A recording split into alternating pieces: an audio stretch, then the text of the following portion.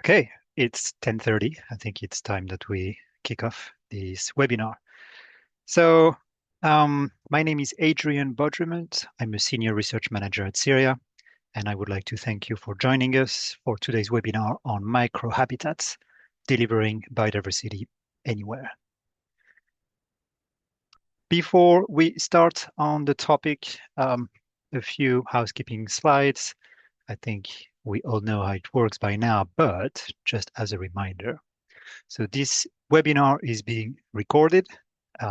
We share our recordings after the event for those of you who could not attend. You are in listen mode only, which means that if you want to participate, you can do so via the Q&A. You can send a chat message if you want, but that would be for technical difficulties. You can raise your hand to do so. But we encourage you to put your questions into the Q&A. This is where we're going to have some exchanges with the speakers towards the end of this webinar. If you see a question that you like, please do like it. And that is a good way for us to prioritize the questions that we see that are most supported by the audience. So that would be really good. If you want to share on social media what you are learning through this webinar, please do so. We have a few hashtags here at the bottom of the screen, so feel free to do this. Stay with us until the end. We're going to have a CPD poll at the end, which is an opportunity to request your CPD certificate, but also to give us a little bit of feedback on how you thought this webinar went, which is much appreciated. And we aim to finish at noon.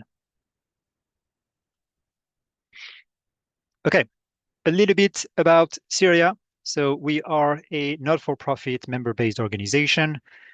Syria stands for the Construction Industry Research and Information Association. We've been around for quite some times now. It's been over 60 years now that we've been producing guidance documents and facilitating collaboration within the industry. So our key missions are collaboration, as I mentioned. This is really for us to bridge the knowledge between academic all the way to practitioners. We do deliver good practice knowledge transfer, and we aim to improve capacities and capabilities within the industry. So we do have research ambitions that you can see here on screen. And this is what we try to address and influence on through our guidance documents and other events. So you can see them embedding sustainability, achieving net zero carbon, increasing resilience, improving delivery and harnessing innovation. I think you can all relate to some of those. And those are not to be considered in silo. They work together. So the outputs that we create usually tick a few of those. We are really proud of our membership. You can see here on screen many of the logos of the organizations that are part of Syria. You might see yourself in there. So we have all the way from the academic sector with some universities, but also all the way down to practitioners, tier one contractors, and we also have big consulting firms and local authorities and regulators as well. So it's a real privilege to be able to cater for our members. And if you have any questions with regard to this membership, please feel free to reach out. Syria has been active in the biodiversity world for quite some time. This is just a slide on the recap of what we've been doing for a good number of years now. So in 2013, we started a biodiversity interest group, which created the Big Challenge Awards. And since then, every year we have the Big Challenge Awards, and I have a slide on this one because this year it is happening, and the award is open for submission. We also created guidance documents. The one that you can see here is around biodiversity, the BNG principles, and that was released before legislation came into action. So that one is from 2019, I believe. And since then, we've been releasing a series of documents to try to help the industry navigate through biodiversity net gain. And the latest one was released back in 2014. You can see here at the bottom right. And this is a very practical, step-by-step, who to talk to and how to make it happen for a BNG project. Just to note that we are working in the background to do some updates of those documents just because legislation is changing, but we will hear a bit more about that later on. Okay, the community of practice around biodiversity, as I mentioned, has been around for quite some times, but it started as a focus group, and now it's been revived as a committee of practice a couple of years ago now.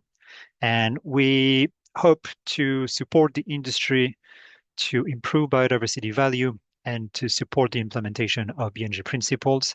It's all about collaboration and knowledge transfer, and it's also about better understanding what is coming up in terms of changes to legislations and policies. And it's a place to share information and good practice, as well as what works and what does not. So this, as mentioned, we have the awards, which is managed by the committee of practice. If you want to take your phones and scan this QR, but we will also put the link in the chat. We have a new deadline, which is now extended until the 3rd of August, which gives all of us a bit more time to apply to submit projects. There's 8 categories throughout the all type, covering all types of biodiversity interventions, and also 2 categories for champions to recognize the people that are making good, high quality biodiversity project happen. A huge thank you to our members, our biodiversity committee of practice members. This webinar is happening today thanks to them. And also the awards that I've mentioned is also something that we are able to do thanks to them as well. So you can see the names on the screen. If you want to be part of this movement, if you want to join the conversation, feel free to reach out. We organize webinars like this one on a regular basis, but also we have not only the awards, but we also try to, whenever possible, organize some site visits, and if there is any high interest topic, we're happy to organize something around that. Okay, so that brings us to the topic of the day. And today, I am thrilled that we are discussing microhabitats and how to deliver biodiversity anywhere. So this is a session about how to make it happen. This is not about a huge project with lots of planning that goes behind it and everything must be really flat and very organized. Not really. This is about looking at what is happening in between, like in those spaces that are not necessarily like hugely planned, and trying to leverage those spaces where nature can actually thrive in between. And those don't have to be flat. Those don't have to be very squared or round. There's a little bit of improvisation, a little bit of letting go as well. But you will hear all that through our amazing speakers today. So we're going to hear about why it matters, small interventions, but big impacts. We're going to hear about how to make it happen, how to create those small habitats with what's already on site, not necessarily like importing massive tons of material. And then we're also going to hear about the BNG legislation, biodiversity net gain, and how it can support this approach. So yeah, I think we have an amazing group of speakers today. So we're going to start with Ian Boyd, who's director at the Common Space. Then we're going to hear from Duncan Kramer, director and designer at Green Roof Shelters. And then we're going to hear from Faye Durkin, head of nature at Green Gage Environmental.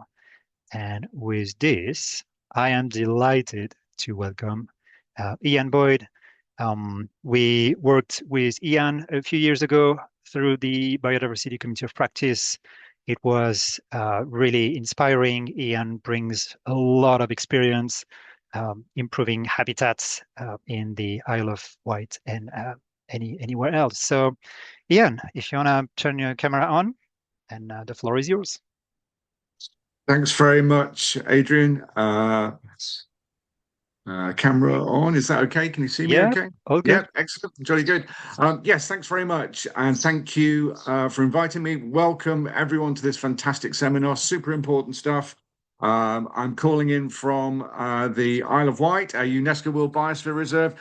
Everything here comes in small packages, people and wildlife alike, and so we're very, very interested in the idea of small, intensely concentrated interventions that make a real and lasting and cumulative difference. Okay, so this really matters. What we're talking about is not peripheral, it is not additional, it should absolutely not be seen as window dressing. These are fundamental interventions at a small scale. And I think we need to get back the word probiotic, or at least share the word probiotic with the dietary industry. This is all about building networks. So small interventions, bear in mind most of the wildlife we're talking about is small, its life cycle is small and concentrated. You can genuinely make a profound ecological difference in a space that then builds ecological density that it shares with the surrounding area. And if we spill out into the surrounding area, we can build networks of intervention that rapidly accelerate ecological benefit and ecological gain, even within highly urbanized and otherwise what might see rather sort of impoverished environments. Okay, so a couple of slides about the sort of philosophy which matters, I think, the thinking behind this. And I love this quote from Richard Mabey, obviously very well-known author on the subject, which is that we spend so much of our time really damaging ecology, damaging wildlife, damaging habitats, degrading ecosystem functionality. And then we go back to nature and demand that it heals us, whether that's through wild swimming or forest bathing, whatever it might be. We've annihilated everything and then we go and we beg forgiveness. And that's not good enough. We need to do much better than this. And that's what we can talk about now. We can treat nature as a democratic partner, as making space for nature to make its own decisions and to facilitate a new discussion, a new dialogue. And I genuinely mean that in a literal sense with nature. Now, there's a horrible, ugly word, but it's an important word, and that's stigmagy. It comes from biological sciences, from ecological kind of research work. And this is the idea that if we make an intervention, the intervention itself stimulates other activity. And this is really important. It comes back to the idea that there are no environments without species. There are no species without environments. It is constantly co-determined. There aren't little sort of jigsaw piece-sized holes for species to slot into in the way that we traditionally think of niches. This is a dynamic process of co-creation. And every intervention that we're going to talk about here is a language. We make this offering to the natural world responds. We respond in turn, and we begin to build genuinely a dialogue. And I've come to think of this as a universal basic ecology. And every one of these interventions is part of that universal basic ecology, and it builds into a resilient but dynamic and constantly changing framework. It is not static, it's a dynamic process. And we're going to talk about two areas of work. One is hands-on, active intervention. One is hands-off. Let's just stop doing things. There's a lot to be said for just stopping. And we'll talk about that in a moment. So the first hands-on interventions, perforate, drill holes in everything. Punch holes in every surface you can find, whether that's drilling into wood or digging into the ground. And by doing that, we massively increase the complexity of otherwise flat and uninteresting spaces. Most stuff is over-engineered. It can tolerate a certain amount of perforation. And every time we drill a hole in a piece of wood, and that's a biototem, there are lots of these things you can buy, but you just need a drill and a piece of wood and you can do it yourself. Don't worry about it. Feel free to perforate, because every time something uses one of those holes, let's say it's a leafcutter bee or a mason bee, it brings with it its commensals, its parasites, it brings with it its own ecosystem. Things will occupy those previously inhabited holes after the bee has left, and we begin to generate this cascade, this positive feedback, in the language of the National Emergency Briefing, this positive feedback loop where species follow species, and each of those interventions slightly alters that environment and makes new availability for the next. So perforate surfaces, number one. Elevate, let's stop thinking flat. Just as Adrian said, We think in plan form. No, no, no. Let's think at elevations. Let's think about 3D spaces. Bird territories are 3D spaces. Most flying insects operate within, of course, a 3D sphere, but we can't see it, but it exists. So the dynamism of the air and the space above the surface matters. So let's think about doing multiple stacked interventions, whether they're window boxes, whether they're breeze blocks with stuff planted in them, interstitial spaces, the movement of species up and down between high value pollen and nectar sources at the top and ground nesting availability at the bottom, or the other way around. Let's build ecosystems by stacking functionality. It can be very small, it can be very big, but let's stop thinking flat and start thinking elevation. And that can be as high as you like. Let's use the whole 200 meters of that ground layer of contact between the atmosphere and the land surface, where most ecological activity other than high level migration takes place. Let's use all of that space. We've got buildings in that space at every single point of that elevation. Let's use it all. Set, perforate, drill holes, elevate, think 3D, and stack your interventions. Let's aggregate. Let's pull together different functions in the same place. So this is kind of a twist on the idea of stacking. So you can see on the left there, this is a bench. Sure enough, you can sit on it. It's also an information point. So there is information written into the bench. It was made with a special clay concrete mix, which can tolerate that kind of intervention. It's very, very good at holding that kind of detail. So it tells you something about the space, something about the area. And it has a small garden, a xerophyte garden that's a lichen garden built into it. It's made from a sand mix that's taken from the field. So it's highly embedded in that locality. It's effectively a geology that's grown out of that space, even though it's built. And you could add orientation features to that. You could add a way marker. So if you're doing signage, if you're doing way marking, if you're doing some kind of functional intervention, think what else you can aggregate around that. Can you pull other functions into that spot? This is all about cost benefit to some extent, spending as much of the resources that you have in a concentrated form where you are doing something already, rather than distributing that effort in a way that it becomes so thin it becomes invisible.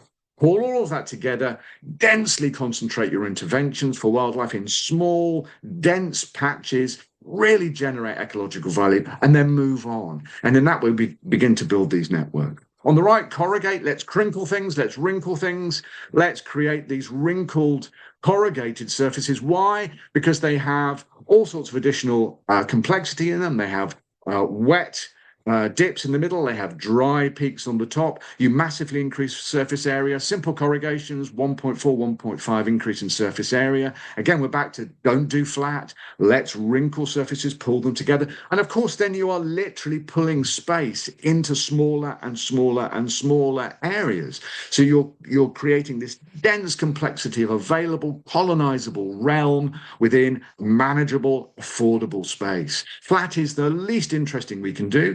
There are places for flats, but let's not do it in the urban realm. There's too much of that already. Plenty of that stuff. Thank you very much. Let's corrugate, let's wrinkle, let's pull these surfaces together and increase surface area. Okay, we can do that with landform as well. So we can undulate. This is the Warwickshire Teletubby site. If you remember the Teletubbies on the right, it's all flooded now, sadly. But we can do this stuff on a small scale. Make lumpy land surfaces is what I'm saying. Let's start carting material off. Let's leave it on site and make lumpy land surface that we then cover with soil, with grass. Let's use inert material so we can recycle and upcycle material that would otherwise be in the waste stream by keeping it on site and creating these interesting and complex environments. They become play spaces for humans. They become colonizable spaces for wildlife. People and wildlife in the same place at the same time is precisely what we want to achieve. Increasing experiences of wildlife, increasing functionality of particularly urban spaces. So let's make lumpy land surfaces. It's cost effective. It's fantastic for demonstrating recycling and upcycling. It reduces wasteful journeys. It reduces the need to to take off contaminated waste at huge cost. It reduces those carbon miles as well. So keep stuff on site, import stuff, reuse stuff that you already have immediately available to you on site, and let's make lumpy land surfaces. Okay, we're going to punctuate by doing these interventions that we've talked about at meaningful ecological distances. So concentrate your efforts and then leapfrog 100 meters, 150 meters, the kind of distances that small invertebrates are traveling for foraging, for commuting, the kind of distances small mammals are going to travel on the ground, reptiles and amphibians. Think about it in 150, 300, 500 kilometer radii from your intervention, from your project, working your way out. Don't try and do everything everywhere. Just not possible. It's wasteful. It's too distributive. Let's concentrate our efforts and then repeat. Maybe we work with a partner because within 150 meters, there's a school, there's a church, there's a playing field, there's another building site. There's a site sterilized for now because development isn't forthcoming and we can do meanwhile uses. Let's think of from the top of this building to the bottom of this building. So we can leapfrog our way through the landscape in a highly efficient way, allowing wildlife to move between these hotspots and enlivening the spaces in between. Even if they are conventionally managed, they receive a halo effect by doing this punctuated intervention through the landscape.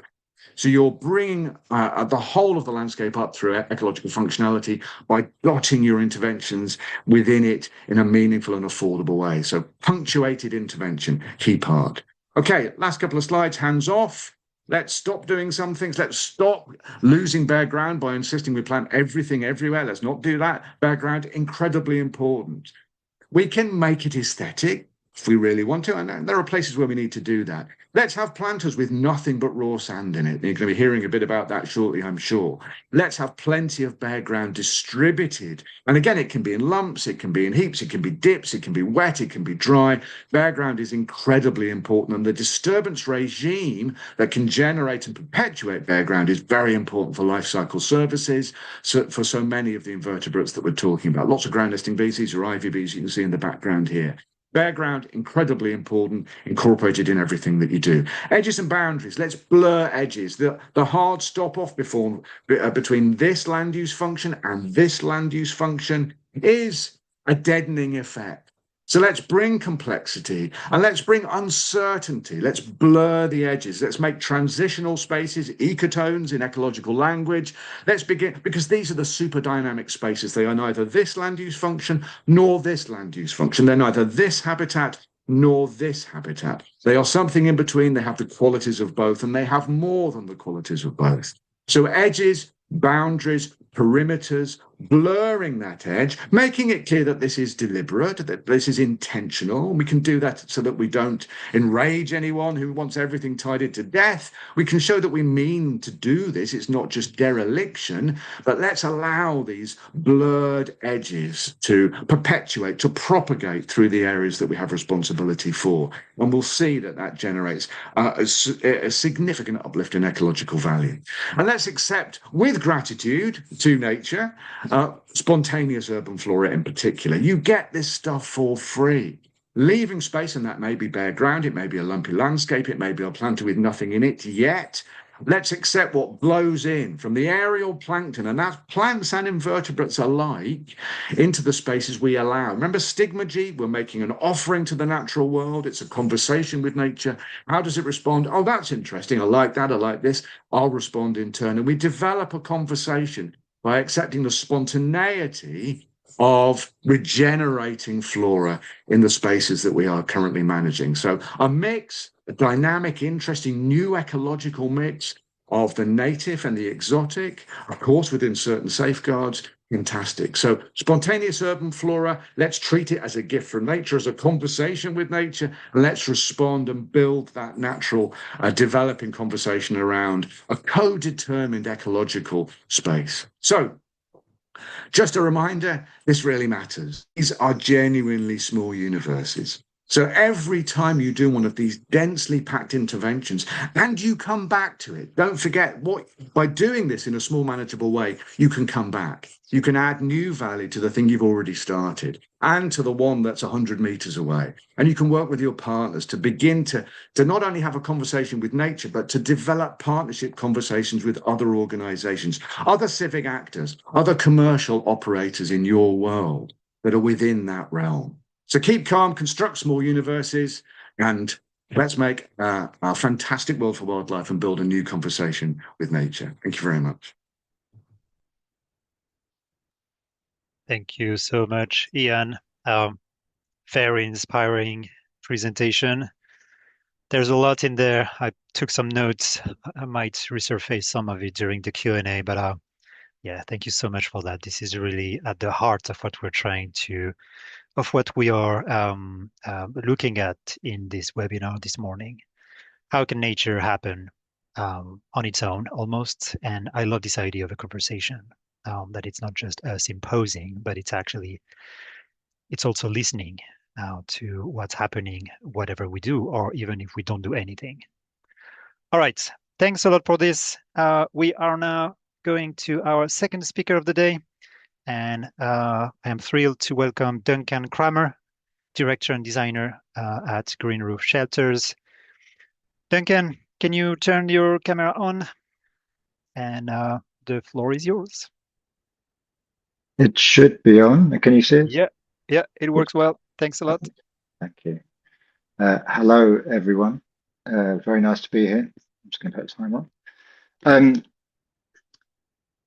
So this is obviously about microhabitats and substrates and topography. And starting with really, I guess, where we started, what we do, we make green roof shelters. These are typically for common utilities like cycle parking and bin stores and so on.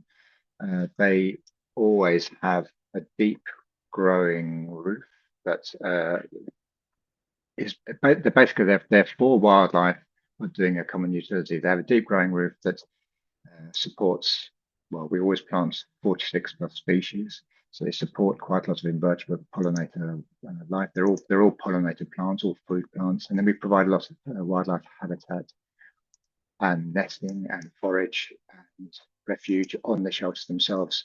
So they are often going into quite sort of harsh, sterile environments. A lot of new business parks don't have very much actually afforded for wildlife.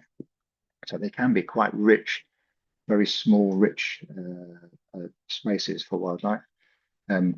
At times, it feels like sometimes they are pointers to what we really need because they're a storytelling device as well because there's a lot going on and people can learn a lot just from them.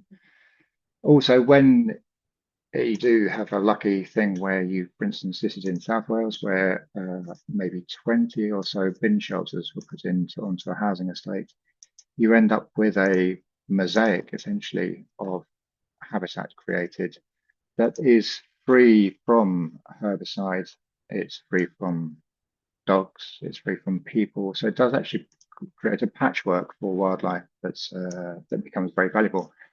And for people, when you're emptying a bin in something like this, it's much nicer than something that doesn't have flowers and bees, and maybe there's normally a bird box on there as well. I think really the I keep coming back to this as the inspiration for lots of things. For anyone who doesn't know, this is Canby Wick in Essex, and it's an ex-industrial site, and 40 years ago, I guess, or something like that, it was abandoned. And in the 40 years since then, it has become the most extraordinary place of biodiversity. It's the richest place per square metre in the UK. I think 20 years ago, it became a triple SI site. So it shows us it shows us what can be achieved in a relatively short amount of time in respect of when you're talking about biodiversity collapse and things like that. We can actually turn things around. This is in a very short space of time, so it's possible. What Canby Island gets called and what it describes is open mosaic habitat, which is a phrase I'm sure lots of people probably do know, but it basically means patchwork of many things, lots and lots of different surfaces. So it can be that it's tarmac, concrete, broken ground, sand, silt, just mixed up and varying in height and much like Ian was just talking about. Oh, sorry, too fast. This so Canvey Island is like an exemplar in some ways, and then in relation to this, we've got John Little, who is one of us at Green Roof Shelters. His work, two things: his home at Hilldrop, where he's been experimenting with construction waste as a planting substrate for 20 plus years, and then he's also probably 20 plus years doing grounds maintenance at Clapton Park Estate in East London. And really, what transpires from for instance, the Clapton Park Estate, it would be that things turn up in unexpected places, or you plant things in unexpected places. So you bring people closer to nature in the built environment by working with people. So, for instance, he and his brother planted a lot of food plants. So, because if you've got food plants, that means people are actually engaging with the planting around them and in touch with their natural environment. This is actually at Hilldrop, his home, which is his sort of maybe 20 plus year experiment. On the left is a variety of substrates, all construction waste, all from a tip that's probably literally just a few miles away down the road, no distance at all costing next to nothing. And then the slide on the right is what happens after a relatively short amount of time. All these plants being useful to all sorts of generalist pollinators, but also just specific invertebrates that need particular plants to survive on. So I don't actually know the numbers, but I know that the biodiversity in that garden he has had it measured, and it just keeps on increasing. So these are the materials we're working with. We, Green Roof Shelters, we moved to a temporary space, a meanwhile space at Barking Riverside 2.5 years ago, something like that, and wanted to immediately try and mimic a lot of the things that we see down at Canby Wick and that John works with, and make it a place where we have a business, we're making Green Roof Shelters there, but we're actually also affording space for wildlife at the same time. So it's obviously quite an industrial landscape. It's quite harsh because it's right by the River Thames, so it's actually very windy and very hot and very cold. It's quite extreme. All the Green Roof Shelters, obviously, that we are making all have green roofs on them. The one on the slide on the left shows them as they're planted, that's probably a few weeks from planting. The one on the right is showing the covered spaces that we use for making things with all have planted roofs. And that's what planting that tends to look like after probably a year and a half, something like that. It's still sparse, which is really important that there's bare ground. And part of the reason it's sparse is it's a low nutrient substrate. This here is probably actually, I can't actually see, but it's probably largely crushed brick. And if it stays low nutrient and sparse, it means that the plant diversity is kept, which means you've got a lot of, I don't know the plant count on this, but the bigger the plant counts, the more it's feeding, the bigger variety of invertebrates it's feeding, and so it goes on. The roofs, the significant thing, the really significant thing about a green roof, I would say, is that it has to be deep enough, or its substrate has to be deep enough. It has to be 150 mil plus depth. That's what all our roofs are. Anything less than that, it's very unlikely to get through the really harsh spells of heat, for instance, that we're having now. And also, when we talk about topography, you obviously start mounting it up to 200 mil, and you have shallow spots as well. You're introducing log piles for beetles and other invertebrates. You're creating sand mounds. Like Ian says, you're just putting lots and lots into a small space. I mean, this is a 2 meter by 3.5 meter roof, but you're packing in lots of habitat.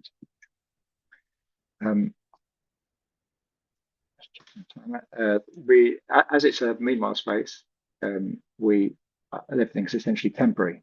So we've made habitat gabions as boundaries, which can be moved around, but these in the short term describe the space that we're working in, but also provide habitat for invertebrates. We also pile up, this is just recycled sand, piled up against them and planted. These are full of ground nesting bees, and the planting after this is just the other day, the planting becomes quite rich, but like you'll see, and like Ian was saying, bare ground is really important. Otherwise, the bees can't burrow into it and make the next generation. And then when we've moved on from this place, it will just be flattened out in situ, and you'll have had 3 or 4 or 5 generations of solitary bees that all the different species will have had progressed on, and they'll be finding somewhere else where there's a bare ground or sand, which hopefully will be providing. We also then make we make these round movable rubble gabions planted. We don't actually make them as a product. We just make them as a DIY thing to suggest to other people. It's partly we've been trying to persuade other essentially other industrial spaces, other workspaces, that you can incorporate wildlife into wherever you're working. It can just be there as part of it. So there's no reason. You can make things that are movable. This is obviously just a dumpy bag with whatever you choose to fill it with. So this is probably crushed concrete and brick with a small amount of fines in it, in a dumpy bag, surrounded by some weld mesh, and then the edge of it's been filled with rubble and planted, and then just move it around as you need to. So it is again creating small habitats. We've got a bit of leftover drainage pipe from somewhere that's been turned into a movable pond. And then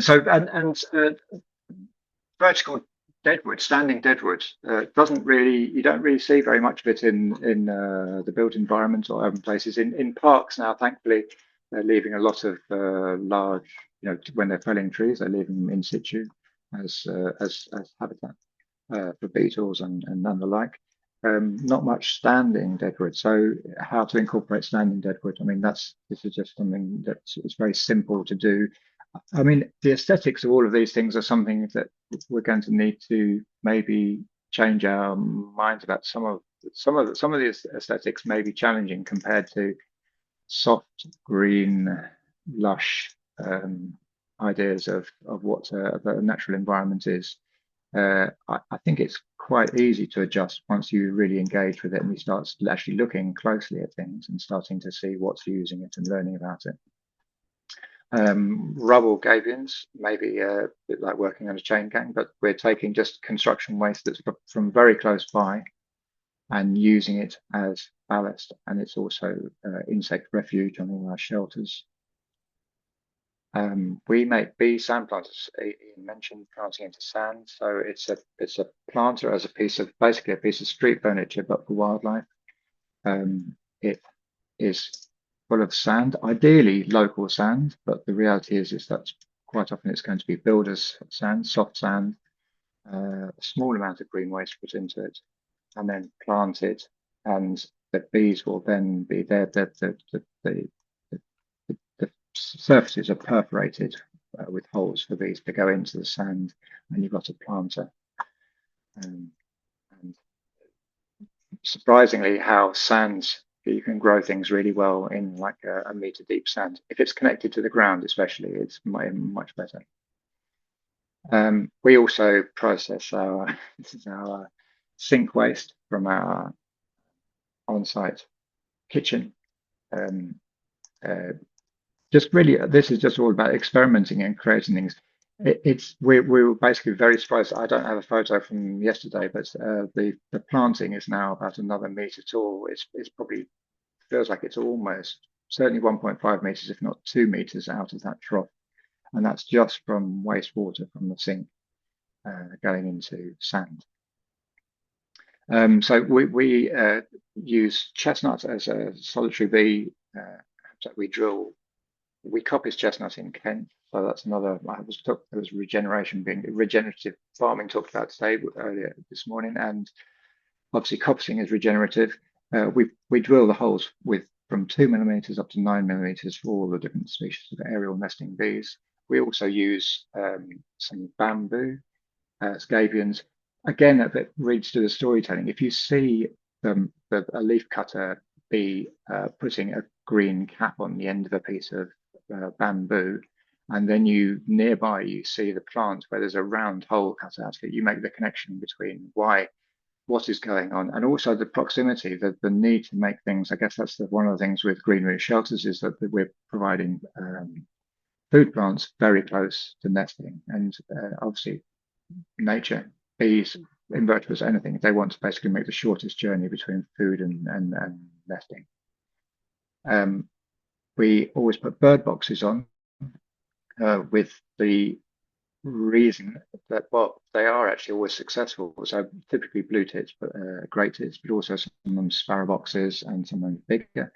But the thing that happens is that they tend to be inhabited. And we put a recycled wool gabion on as well. And then the point being is for people to, when you see a bird taking the wool and flying into the nesting box, then you're learning about the relationships between things and why things need it. So when you see something on the roof and where that goes, we also obviously put interpretation panels on to talk about the plants on the roof, just what some of the plants are and why they're there and what they're food plants for, giving just a bit of an explanation. And we have a lot of visitors. I think we've been there about 2.5 years, something like that. I think we've had over 200 visitors because of what we're doing, because not many people are really doing it in this way. And it is all it's a successful experiment, but it is all a big experiment. So we have entomologists really enjoying going through, finding things that they haven't found before. That we've got these are on our movable gabions, they're finding things. So it is possible that you can create habitat as well that can be moved, that has, it functions really well biodiversity wise. We also have a PhD student from UEL, Marlena, who has been doing for the last 2 years doing her PhD on waste, construction waste substrates and the plant communities that thrive in them and what does and what doesn't. So that's coming to an end quite soon. So that's valuable information that's coming from that. So it is a big experiment, the whole site, and you're very welcome to visit us. Thank you so much, Duncan. Great presentation. Lots is happening, obviously, on your site. So I would like to make a call for the audience. So far, we only have one question in the Q&A box, and I'm sure you have a lot of things you'd like to ask to Ian and Duncan. And you will have even more questions for Faye in a few minutes. But please don't be shy. Just put your questions in, and it'll be very interesting to go through them during the Q&A session. All right. So our last speaker of the morning is Faye Durkin. She's head of nature at Greengage Environmental. I mentioned the guidance that we've released in 2024, the technical guidance on biodiversity net gain. Faye was the lead author for that one.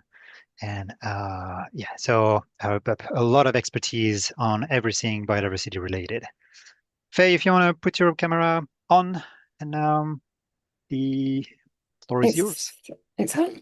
Hopefully you can see me. Yeah, all good. Okay, cool. Thank you very much. Thank you for the introduction, Adrian.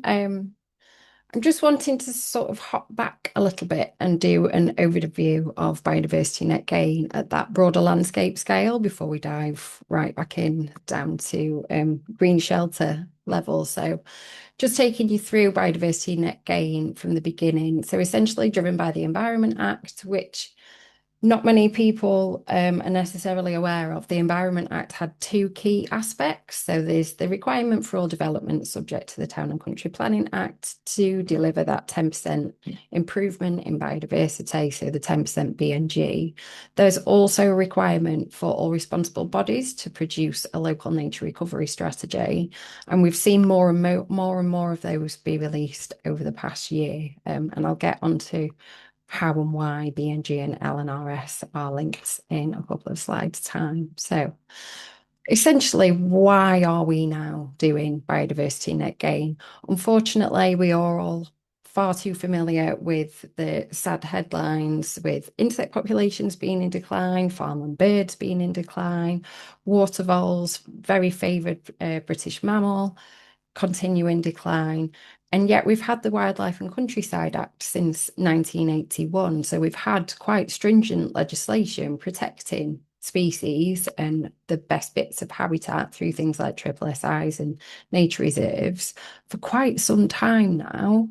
But despite having that protection, we are seeing those population declines still. So back in 2010, there was the Lawton Review, which was essentially a stock check of all the environmental legislation at that time to say, is it working? If not, why not? And what do we need to do about it? And the real takeaway from that Lawton Review was that we needed bigger, better, and particularly key to this webinar is the more joined up areas of habitat. And we've seen since that 2010 Lawton Review, this shift in policy and legislation, which has slowly moved us away from protecting individual species, individual animals like great crested newts, to a more landscape scale way of protecting them, with biodiversity net gain and the local nature recovery strategies working together to really drive that landscape level improvement. And an important step along the way of that was the 2018 25-year environment plan, which was for the first time government really recognising that to have a healthy economy, it needed to be underpinned by a healthy natural environment. Literally, our way of life is underpinned by nature and the services that we derive from having a healthy natural environment. So piecing all that together, we now have, it was released earlier this year, and if it's not something that you're familiar with already, a little bit of homework there for you, the land use framework. So we've now got that land use framework for England, and underneath that, we've got spatial development strategies, which are gradually replacing local plans, working together with local nature recovery strategies, literally like jigsaw pieces in terms of strategically, these areas are better for development, these areas are where we should target local nature recovery. With biodiversity net gain being that driver and that delivery mechanism in terms of BNGs driving development towards areas of less biodiversity value and hopefully retaining and protecting the areas of higher value. But through that compensation process where on-site 10% isn't possible, it's driving that off-site market, which will be sites being enhanced within those local nature recovery strategies. So we've got the two things there working together to drive that enhancement of biodiversity. And as I said before, all ultimately now underpinned by that 25-year environment plan, really recognising that we need to change our ways because we can't carry on with the take. Otherwise, there will be nothing left to take. So for those that might not be familiar, just a quick whistle through in terms of how we actually determine the biodiversity value of a site. So we've got the statutory biodiversity metric, the SBM for short, which is at the moment an Excel tool which measures existing biodiversity value against proposed biodiversity value using the UK Habitat Classification Method, or UK HAB for short. So if you think of UK HAB being all the different categories that the different types of habitat in the UK can fall into, and then the SBM essentially puts those habitats into a league table with per hectare the rarer and more valuable habitats that take a long time to establish, scoring higher per hectare than the lower value habitats. So things like grasslands, are quicker to establish than woodlands, so they typically score lower. So having that league table way of thinking about this is quite helpful, I think. We've got those 3 categories of habitat being area, linear, and watercourse. And it's really important just to stress that that league table of habitats and the per hectare unit is a proxy of overall value. Something so big and complex as nature to be whittled down into an Excel document, it's never going to be perfect. So it is just that approximation of value there. As well as requiring the 10% in terms of pure numbers, there are also trading rules that need to be met. That's a key part of the biodiversity net gain legislation. And in short, trading rules dictate that some habitats are so valuable that they need to be replaced like for like, or those that are slightly less valuable need to be replaced with something of similar value with the lowest distinctiveness. It's kind of open to interpretation when you get to the compensation side of things. So we've had biodiversity now for a couple of years. There were some early adopters. Some local authorities were requiring 10 or 20% biodiversity net gain before it was mandated by the Environment Act. So we've been seeing this shift in how ecologists have been working with developers for probably 5-6 years now, and it really has changed the process. Ecologists are now involved much earlier in the process. They need to identify the areas of highest value and try and ensure that developments retain and protect those. So again, that's leading to this further change in terms of, rather than harass fencing being thrown around a site and a full site clearance and starting fresh, development sites are now looking to retain and enhance and protect those areas of existing value and incorporate those into site design, which is probably the biggest change that I've seen. And it's, I must say, really welcome change. And we're also seeing a more considerate landscape design. Some of the volume house builders were potentially sort of stuck in their ways. It was single species beech hedges. It was ornamental trees in tree pits that were then sprayed and bark chipped at the bottom, with very close mown grassland was just the go-to without necessarily the thought put into existing site value, existing features, local context, local habitat types, and what might be suitable to integrate into a design. It was a little bit cookie cutter. We are now seeing a real shift with ecologists being involved with the landscape architect from quite early in that process. As I said before, retaining and protecting areas of existing value, but then having those conversations about local setting and what might work on that site. And we're really seeing that now through on-site delivery, noticing that change in terms of planting palette and just species selection being much more either native or plant selected for having a wildlife value. So very much welcome change. This webinar is really timely. There was a consultation around biodiversity net gain last year that was really centred around there being some unintended consequences of biodiversity net gain, with potentially some small projects getting caught up in the system that it wasn't necessarily designed for.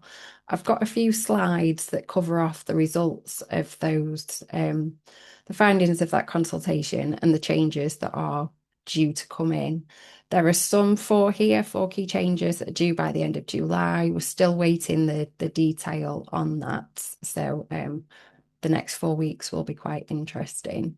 I'm not going to go through this in detail, but you will be getting a copy of the slides at the end. So I just thought it's a pertinent opportunity while we're in this transitionary period with some changes coming in.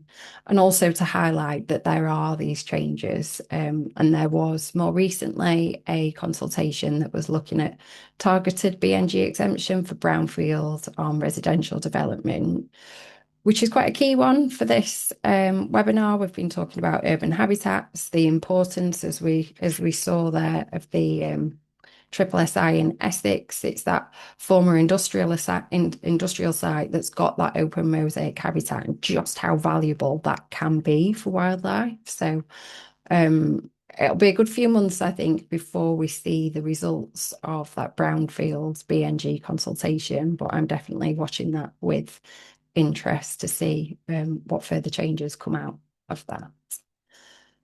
Also, some changes due around the actual metrics, so how habitats are scored, with a real focus there again for that brownfield urban habitat situation at the moment. There aren't that many categories for ecologists to pick from in terms of brownfield sites. As you'll all be aware, there can be a real spectrum from something that's been derelict for a couple of years versus derelict for 20 odd years, and also determined by that prior land use and just the diversity of substrates and pH level of the substrates on there can really drive either being of quite low ecological value, a whole spectrum there in the middle, all the way up to really high value that is genuinely open mosaic. But the current system doesn't have that level of nuance reflected. So it's quite positive, I think, that there are these conversations now happening about having additional urban habitats to pick from. And as you'll see in a few slides' time, I've got a short wish list that I would like to add into that the SBM when it comes to urban habitats. So one of the big things that I've seen that's been a real win for biodiversity is that having biodiversity net gain and having that SBN, that statutory metric, provides that universal language. You don't need to be an ecologist to understand that a net increase is a good thing. And for landowners, developers, it's given that really simple KPI that they can now use to communicate about the interventions that they've put into a site and the benefits of that. So this is Eden Dock, a project that Greengage were part of that some of you might be familiar with, completely transformed this part of the docks in London, and we did get a 55% biodiversity net gain out of that one. It was quite grey before, and now it's very green, and particularly during the heat wave, that the areas of natural shade, absolutely invaluable. So that's been a real win for BNG in that urban setting, and being able to really drive enhancement of the green and blue infrastructure, and being able to demonstrate and tell that story in that universal language that the SBM provides has been a real benefit.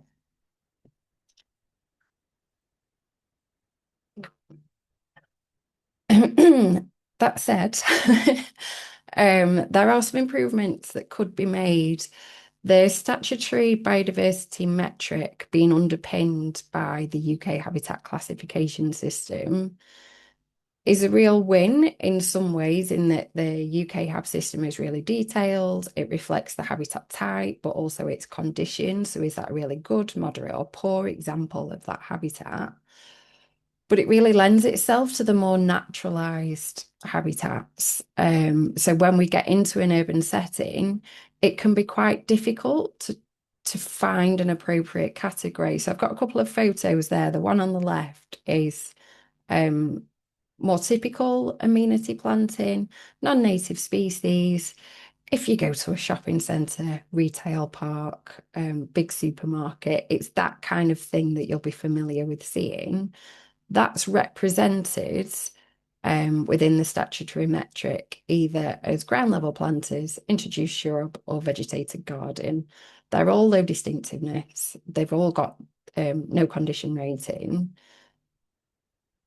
And so although the picture on the left and the right there are very different in terms of their actual biodiversity value and their actual ecological function, in terms of the floristic diversity, the number of invertebrates that can use those various different habitats, it's a bit of a sticking point with biodiversity net gain, in that the SBM sort of forces you to pick from one of those three. So those two areas of planting would essentially be valued as the same, which isn't motivating developers to do that more diverse planting. You can potentially try and use different categories, but if it's a project that is planning driven rather than something that's maybe a bit more ESG driven, You can sometimes get pushback at the local authority stage, or when it comes to the monitoring of that habitat, if it's not the same person doing it, they might interpret the condition assessment slightly differently, which is a bit of a challenge. We've also got an example of a project that we were working on, which was a perennial meadow. So essentially it was a real diverse mix, 29 different perennial flowering species, but because it didn't contain any grasses, it wasn't classified under biodiversity net gain and using the SBN as a meadow. So we were forced to put that through as introduced shrub, which, as per the previous slide, it doesn't have that condition rating. It's automatically low. It's not really a true representation of what's actually being installed on site. Had we been able to score that as something like other neutral grasslands that's got medium distinctiveness in a moderate condition, that would have boosted that biodiversity net gain on that project by 7%. And that felt much more representative. But because of the categories that we've got to pick from, we weren't able to do that. So final slide. It's a bit of a wish list, really. And I will be trying to have conversations with both UK Hab and Natural England in the background while this brownfield consultation is happening, and we know that there are changes being made to the metric and to biodiversity net gain more broadly. It feels like a real opportunity to me to try and intervene and ensure that future iterations of the metric really do incentivize the habitats, as we've seen from the previous two speakers. If we can get that diversity and that structure and that mix of substrates and really valuing areas of bare ground, if they're done in the right way, can really boost biodiversity value. So trying to make sure that the system is more reflective of that. And that's it from me this morning. Thank you very much. Adrian. Thank you, Faye. Great presentation. I like the wish list at the end. All right. So we have reached the time for the Q&A. So I'm going to invite all of the speakers to join on screen with their camera. And while we do so, just a quick reminder for the audience to please put in some questions. There's still time to do so. You can also like the ones that are already there, so that helps us kind of prioritize those. All right. And I'm going to start with the top question, which is from Claire. Does the panel feel policy focus is too heavily focused on the crown jewel nature sites and not enough on creating lower grade but more extensive habitats? And very positive feedback on Ian's presentation. So who wants to tackle that one? Yeah. Ian, go for it. Yeah, I think we need to think of it as a continuum, really. That those efforts are important, certainly at large scale. I think, as Faye said, you know, the sort of principles of landscape scale design around large sites that are better connected, and introducing a sort of more functional network. All of that stuff really, really matters, and we've got to have big sites because big sites have more pristine interiors, less edge effects. All of these kind of ecological principles really, really matter. But I do agree that the kind of there's a tendency to think that the real ecology happens there, and everything else is kind of playing about. It's kind of voluntary ecological effort to do a little bit of this and a little bit of that, and it ends up being rather trivialized. And of course, then it's very prone to kind of throw away a gesture kind of ecology where you just kind of plonk a thing, call it done, and move on. And so I think we do need the whole thing, and so a conversation around stretching all of those efforts so that they connect. So there's no reason at all why people living near to some of these pristine, a national nature reserve or a national landscape or whatever it might be, or a set of connected triple SIs. In fact, it really, really matters that we think about the areas around there, the sort of perimeter zones, the peripheries where people live, where people work, where there's other activities going on, contested spaces.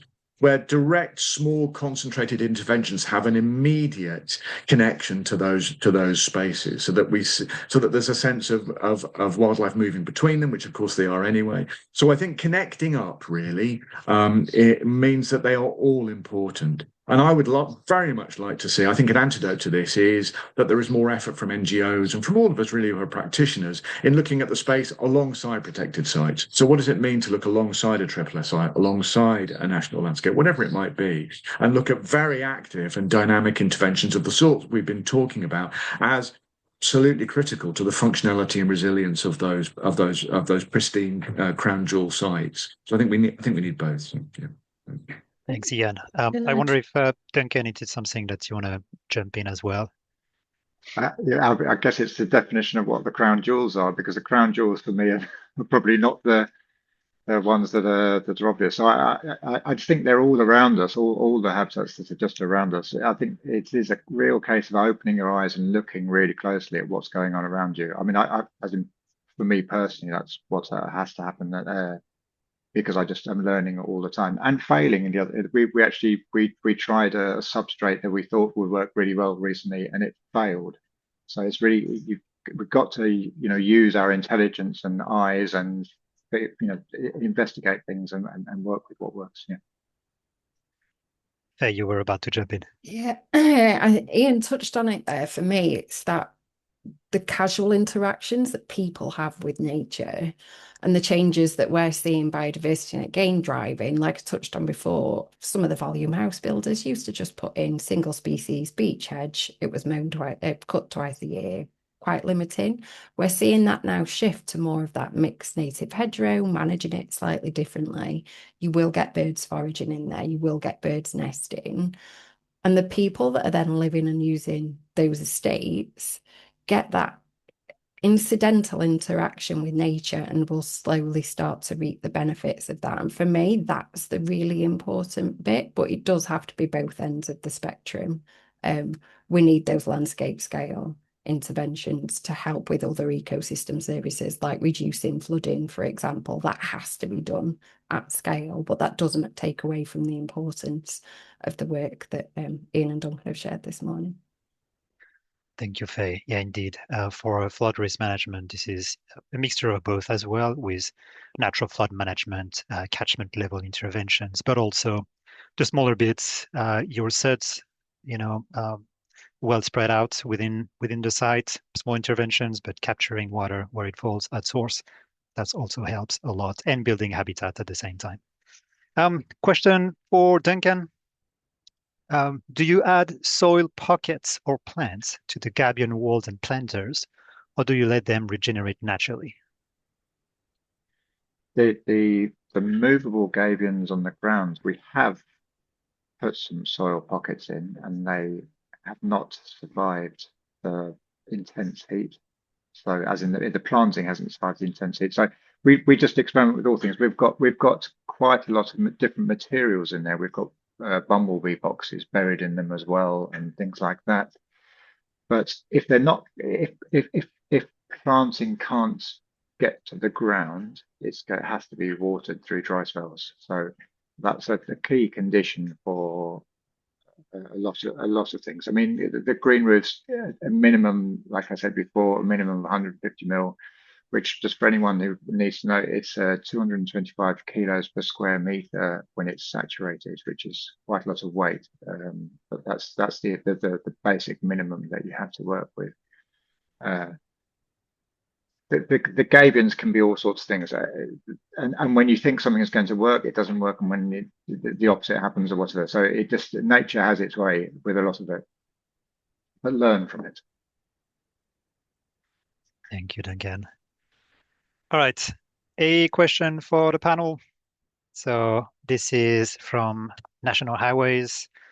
What does the panel think is the most important change a large construction project can make to support creation of high-quality microhabitats? National Highways were focused on creating low-nutrient environments on our new grasslands, still struggling with getting anything through that isn't pancake flat due to safety and maintenance risks.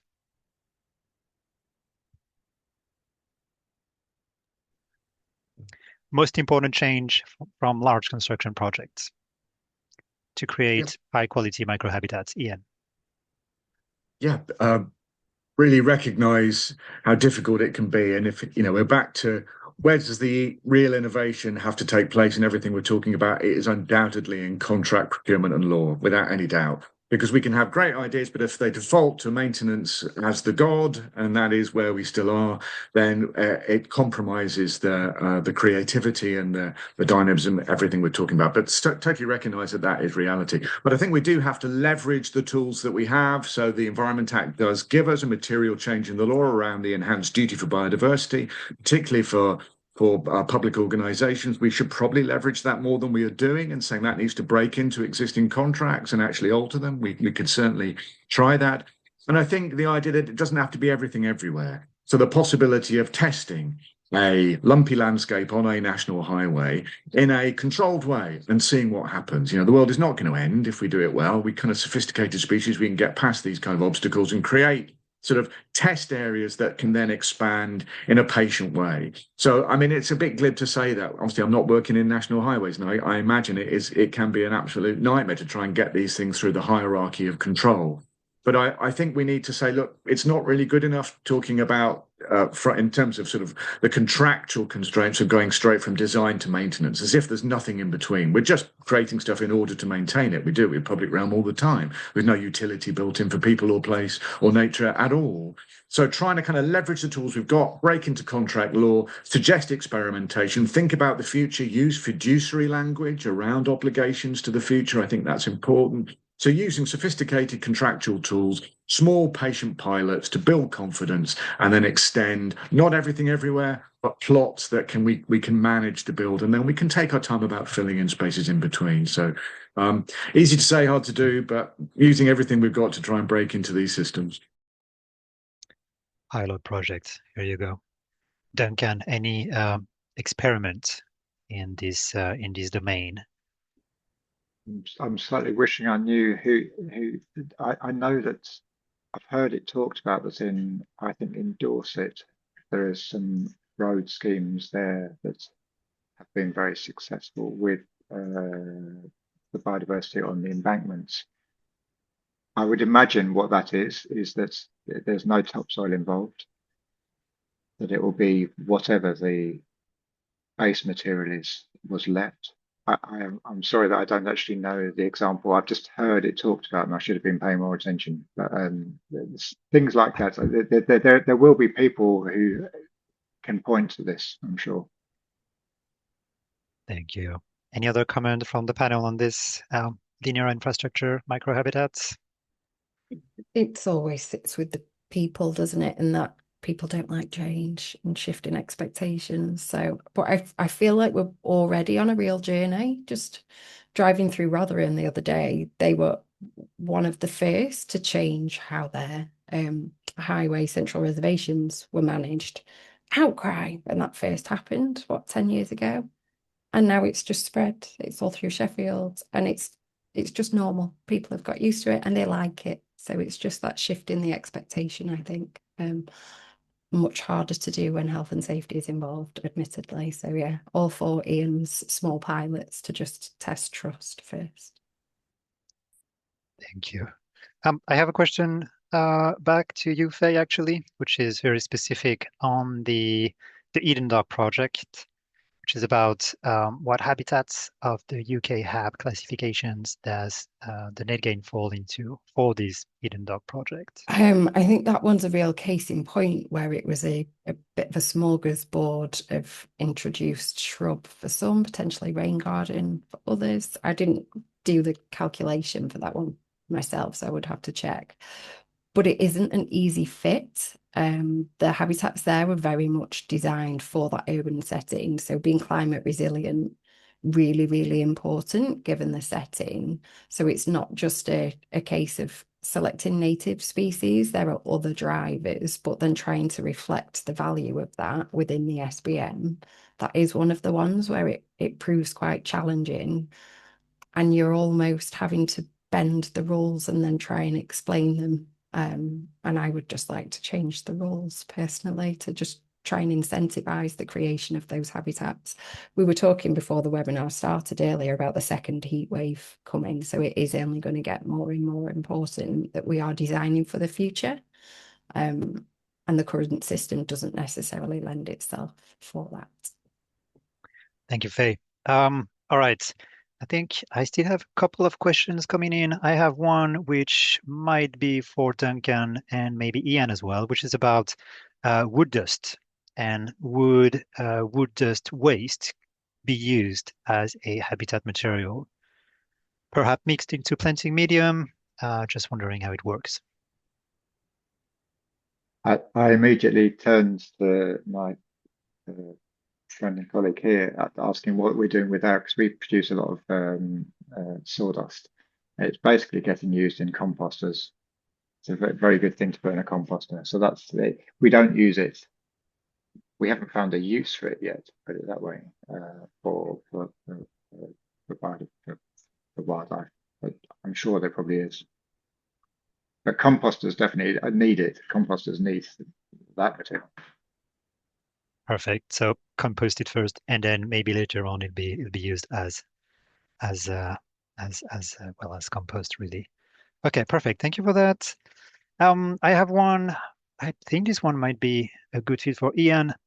How do we build more buy-in and understanding from the general public of the messiness of biodiverse areas compared to clean straight lines of urban areas, particularly in smaller development? This is again about blurring the boundaries, and how do we convey this, and how do we get the buy-in from people living there?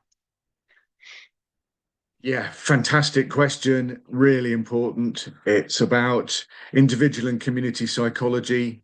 But I think we too readily assume that it's hardwired into us, and I just don't believe that at all. I think it's just accepted. It's a lazy thinking that because it's always looked manicured, then anything other than that must mean that it's a dereliction of duty. It is neglect. And where's my council tax going? Actually, we're back into that kind of realm. And so I just think we can talk much more about new times, just as Faye says, about the future, about the need to think differently, about the future possibilities for people and nature in the urban realm. So that's quite a hard space to navigate.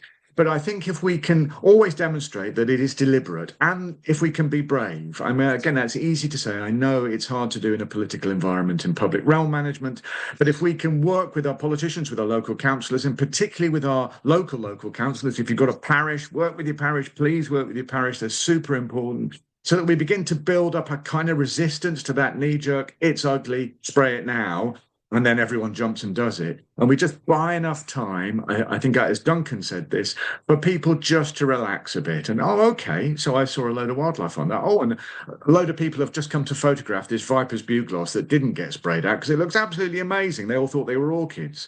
So we're kind of in the space where other things begin to happen, but you just need that window of opportunity.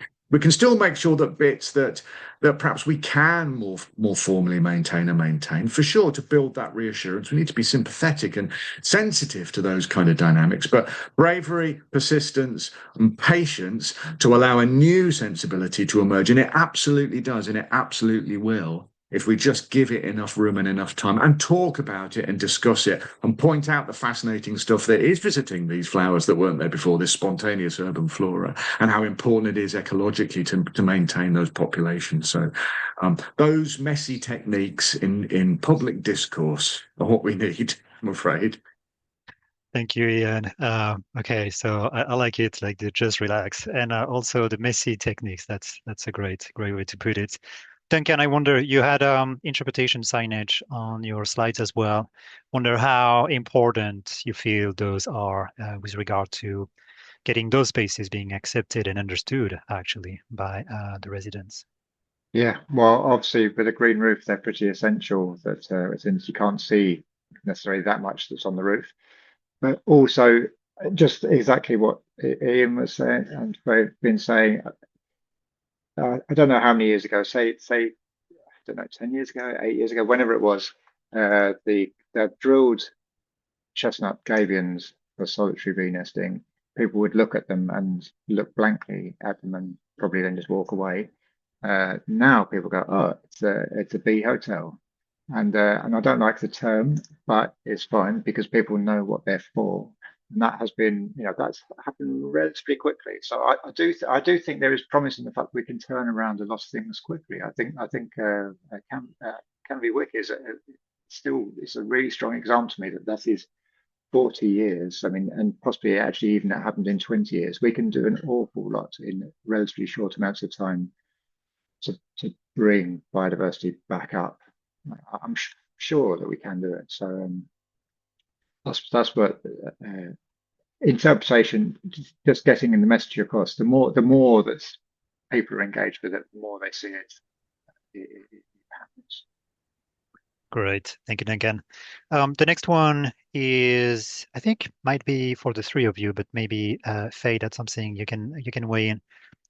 So this is from a local government, and it is about improving urban parks and open spaces.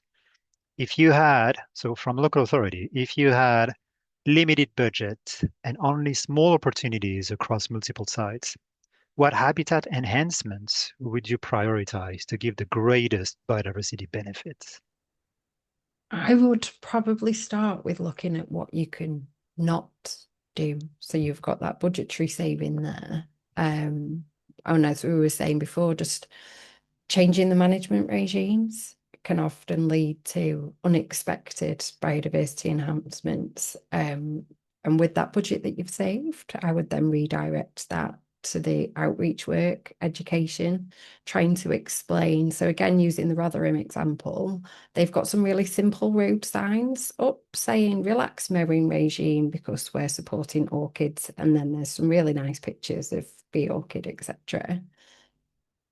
It's an easy metal big road sign that's seen by thousands of people every day, just explaining why it looks like it looks. And I know I'm not the only one that's pulled over to go and take some photographs. I've seen other people there doing it too. So I'm quite positive on this front, almost like Ian was saying before, just having that window where people's minds can be changed. And I know I'm not the only one now that walks around certain areas and thinks, well, why is it sprayed? Why is it bark chipped? Why isn't it just left? That's a waste of my council tax money, rather than seeing not management as why aren't you spending my council tax money? So yeah, that's where I would target a limited budget, trying to do with less and then redirecting that to public education, I think. Great response. Thank you, Faye. I can feel the thumbs ups from Ian and Duncan, but if you want to add up some more to it, feel free to do so. Otherwise, I will move. Yeah, go ahead, Ian. No, only yeah, totally agree with everything Faye has said. I just in case it's helpful if you're working in a local authority, just one useful contact you might want to make, you may have already made it, is to track down your health and wellbeing board. So there are statutory function around local nature recovery strategies and nature recovery as an obligation on local authorities. Equally, there's a human health one that often gets missed around health and wellbeing boards with published data sets called the Joint Strategic Needs Assessment. They are obligated to deliver neighbourhood scale health. So these two things are coming closer together. So talking about nature recovery alongside the delivery of neighbourhood health delivery, both mandated and required, can actually be a helpful tool to break in. If you bring your public health team in behind you to say, actually, no, we fully back this, it can be a helpful route to breaking through some of the stagnation. Yeah. Thank you, Ian. I was just going to say that there's still another thing about this challenging our aesthetics that we have received from wherever we got them from. I know at John's place out at Hilldrop, I think the first year, someone gave him a shopping trolley, which he put in a pond, as you do. And this year, moorhens are actually using it to nest. So that's not what everyone wants, but it is about this thing of turning things around in your head that something that you don't like can be good, and just challenging our ideas, our fixed ideas about what are acceptable aesthetics. And it can be done, coming back to the interpretation, it can begin to be done through things like that. When you start talking about it, you suddenly can get excited about it and accept certain things that before were difficult. Great. All right, I have one last question for Duncan. These are a bit more specific around the shelters. We have two different questions, but I will merge them into one. It is about the maintenance of the shelters. Do they require watering and cleaning and weeding? And then the second part of this question is, can you do low nutrient substrates on a green roof, given the minimum depth of 150 mil? So the last bit first, yes, low nutrient, 150 mil deep, low nutrient, that is what you're doing. Then coming back to maintenance and watering, most of the shelters we make don't get any maintenance. We would love them to have a little bit of TLC because then you'd keep and possibly even increase the plant diversity. The ones at Greenwich were planted with 46 species, and then they've been maintained, and they have 64 species on them now, and they know that, and they have thriving insect populations and so on. So maintenance does add definitely, but they are often they survive without maintenance. They will just do what they do, and sometimes look absolutely fantastic, sometimes look like a dry prairie, but they will persist. Watering it, I think it is going to start becoming essential. Like these hot spells, anything that's not in the ground needs water. I mean, they're plants. I mean, things, so I think we are going to have to start. We've been saying that things can survive without water, but I think the reality is if you have an extended hot spell, you're going to really start needing to put water into things. So that's something that's a little bit new to us, I feel. All right, thank you for that. This is the end of the Q&A session. I'm really proud of us. We actually responded to all of the questions. So fantastic job to our panel. All right, these are the closing remarks. I don't know about you all, but I've been really inspired by what I've heard today from our speakers. It was absolutely fascinating. From the conversation we have with nature, how to not only ask questions to nature, but also how to listen to the response that nature is giving us. This is fantastic. And the how-tos using material that is available and just being creative and using very simple concepts and let biodiversity do its things. It seems like this is something that works. And then what is the legislation context around it, and how we can use the statutory metric to its highest capacity and try to create those really great habitats, and also what are the changes coming up down the road for us. So I would like to give a huge thank you to our panel for their input today and for responding to the great questions from the audience. In the chat box, you will find two links. The first one is around the series of documents that we've produced alongside IMA, now ICEP, and SAIM around biodiversity net gain. Feel free to head over there and to download those. These are free documents, and it ranges from the BNG early considerations to practical implementations and some examples as well. Next slide, please. Now it's time for the feedback and CPD poll. This is going to pop up on your screen. If you want to take a minute to just answer those questions, this is very useful for us. And also it's an opportunity for you to request your CPD certificate. Next one. I'd like to give a huge thank you to our members, the Syria Biodiversity Committee of Practice members. Once again, thanks to you, we can have events like this today, and we can continue the conversation through the Committee of Practice, which is really a thought-leading forum, but also it allows us to continue to push for very high-quality awards and to have a demonstration of all those great projects every year. Next slide. So here it is. The new deadline for applying is the 3rd of August. So I invite you to either scan this QR or to head over to the chat, and we've put in the link in there as well. This is free to participate, and there's a whole range of different categories which will match the great project you've been working on, and it's a really good opportunity to get a recognition from your peers on those. Next slide. All right. And with this, I would like to give a final thank you to the panelists. Thank you so much for participating today. A huge thank you to you, the attendees, and I will end the webinar here. Thanks a lot. Have a great day.